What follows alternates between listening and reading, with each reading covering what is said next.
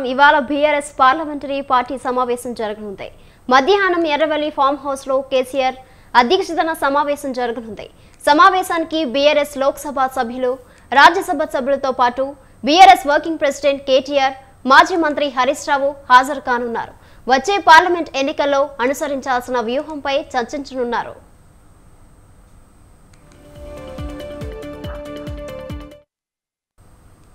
కాంగ్రెస్ ప్రభుత్వంపై మండిపడ్డారు మాజీ మంత్రి కేటీఆర్. ప్రజాస్వామ్యంలో ప్రజాప్రతినిధులను గౌరవించాలని, కానీ కాంగ్రెస్ ప్రభుత్వం ప్రతిపక్ష ఎమ్మెల్యేలను అవమానిస్తోందని అన్నారు. ప్రజాపాలన అంటే ప్రజల ఆకాంక్షలను గౌరవించాలని చెప్పారు. తెలంగాణ భవన్లో జరిగిన రిపబ్లిక్ డే వేడుకల్లో ఆయన ఈ వ్యాఖ్యలు చేశారు. సర్పంచ్ల పదవీ కాలాన్ని పొడిగించాలని, ఎన్నికల ముందు ప్రజలకు ఇచ్చిన హామీలను కాంగ్రెస్ ప్రభుత్వం అమలు చేయాలని కేటీఆర్ డిమాండ్ చేశారు.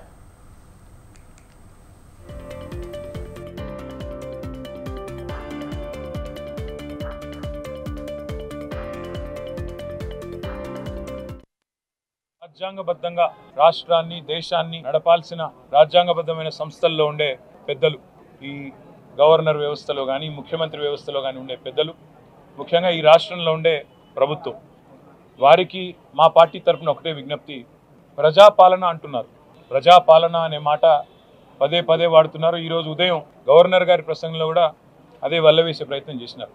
ప్రజాపాలన అంటే ప్రజాప్రతినిధులను గౌరవించుకునే సంస్కారం ఉన్న పాలన కావాలి. ప్రజాపాలన అంటే ప్రజాప్రతినిధులను, మరి పార్టీలకు అతీతంగా ప్రజలు ఎన్నుకున్న ప్రజాప్రతినిధులను గౌరవించే పరిస్థితి ఉండాలి. కానీ ఈరోజు ఈ రాష్ట్రంలో ఆ పరిస్థితి కనబడడం లేదు. ఎక్కడికక్కడ మరి కాంగ్రెస్ పార్టీ నాయకులు వారి వ్యవహారం. ఇదే విషయంపై మరింత సమాచారం మా ప్రతినిధి సవిన్ ఫోన్ లైన్ లో అందిస్తారు. సవిన్,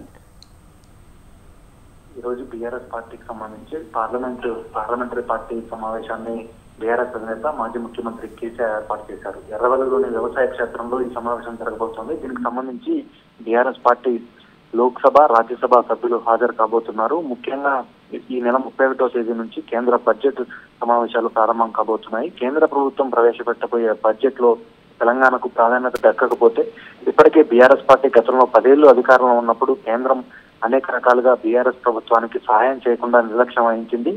తెలంగాణకు రావాల్సినటువంటి అనేక ప్రాజెక్టులు ఇవ్వకుండా బీఆర్ఎస్ ప్రభుత్వాన్ని ఇబ్బందులు పెట్టే ప్రయత్నం చేసింది. మరోవైపు రాష్ట్రంలో గవర్నర్ ను అడ్డు పెట్టుకుని కూడా అదే విధంగా ప్రయత్నం చేసింది. ఇప్పుడు ప్రస్తుతం బీఆర్ఎస్ పార్టీ ప్రతిపక్షంలో ఉన్నప్పుడు కూడా గవర్నర్ పక్షపాత ధోరణితో వ్యవహరిస్తున్నారంటూ బీఆర్ఎస్ పార్టీ ఆరోపిస్తుంది. ఈ అన్ని అంశాలపై బీఆర్ఎస్ పార్టీ పార్లమెంటరీ పార్టీ సమావేశంలో చర్చకు వచ్చే అవకాశం మాత్రం మనకు స్పష్టంగా కనిపిస్తుంది. ఎందుకంటే వచ్చే లోక్సభ ఎన్నికలకు ముందు కేంద్ర ప్రభుత్వం బడ్జెట్ ప్రవేశపెట్టబోతుంది కాబట్టి తెలంగాణకు అన్యాయం జరిగితే పార్లమెంట్ లో అటు ఉభయ సభలతో పాటు బయట తెలంగాణ రాష్ట్రంలోనూ అటు ఢిల్లీ వేదికగాను బీఆర్ఎస్ పార్టీ ఆధ్వర్యంలో కేంద్ర ప్రభుత్వానికి వ్యతిరేకంగా పెద్ద ఎత్తున ఆందోళన చేసే అంశంపైన కూడా చర్చించబోతున్నారు. ముఖ్యంగా ఇప్పటికే రాష్ట్రంలో గతం నుంచే రాష్ట్ర గవర్నర్ తమిళిసై సౌందరరాజన్ బీఆర్ఎస్ ప్రభుత్వం ఉన్నప్పుడు ఇద్దరు గవర్నర్ కోట ఎమ్మెల్సీలను నామినేట్ చేస్తే వారిని ఆమోదించకుండా రాజకీయ పార్టీ నాయకులను గవర్నర్ కోట ఎమ్మెల్సీలుగా పంపించారంటూ తిరస్కరించారు. ఇప్పుడు అదే కాంగ్రెస్ ప్రభుత్వం రాజకీయ పార్టీకి అధ్యక్షుడిగా ఉన్న వ్యక్తిని గవర్నర్ కోటలో ఎమ్మెల్సీగా నామినేట్ చేస్తే వారిని ఆమోదించారంటూ కూడా బీఆర్ఎస్ పార్టీ తీవ్ర స్థాయిలో గవర్నర్ పై స్పందిస్తుంది. ముఖ్యంగా కేంద్ర ప్రభుత్వమే తెలంగాణలో బీఆర్ఎస్ ను లేకుండా చేసేందుకు అటు కాంగ్రెస్ పార్టీతో కుమ్మక్కై ఈ రకమైన రాజకీయాలు చేస్తుందంటూ BRS party ఆరోపిస్తుంది.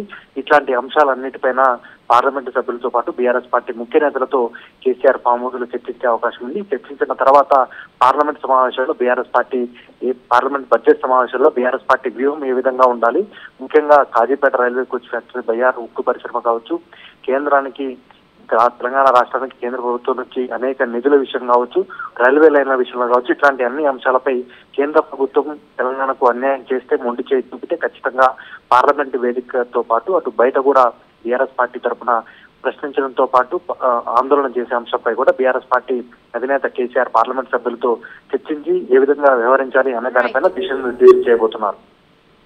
Right సవిన్, thank you.